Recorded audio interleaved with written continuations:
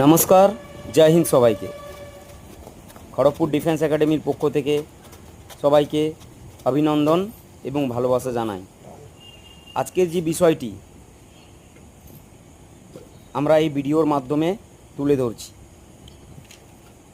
বহু ছেলে মেয়ে ফোন করে, ছোট ছোট ভাই বোনেরা কিংবা যারা ডিফেন্সের জন্য তৈরি হচ্ছ, যারা ফিজিক্যাল করবে, যারা এসএসসি জিডি আর্মি জিডির জন্য রেডি হচ্ছ, তাদের জন্য এই ভিডিওটা আমার বানানো।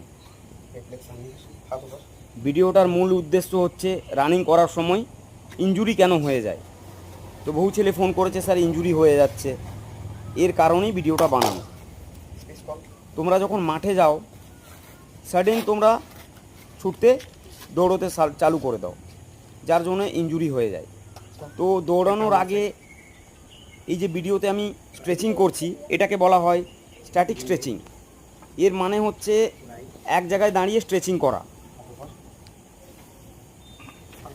বহু টাইপের স্ট্রেচিং আছে, তো তোমরা ওয়ার্ম আপ হিসাবে এই স্ট্যাটিক স্ট্রেচিং এবং কুলিং ডাউন হিসাবেও তোমরা স্ট্যাটিক স্ট্রেচিং ইউজ করতে পারবে। তো আমি ভিডিওতে যে স্ট্রেচিংগুলো দেখাচ্ছি, এই যে স্ট্রেচিংয়ের মানে হচ্ছে, স্ট্যাটিক স্ট্রেচিংয়ের মানে প্রত্যেকটি এক্সারসাইজ 2 থেকে 3 বার রিপিটেশন করতে হবে এবং প্রত্যেকটি স্ট্রেচিং করার সময় 10 থেকে 15 সেকেন্ডস স্টে করতে হবে, হোল্ড করতে হবে।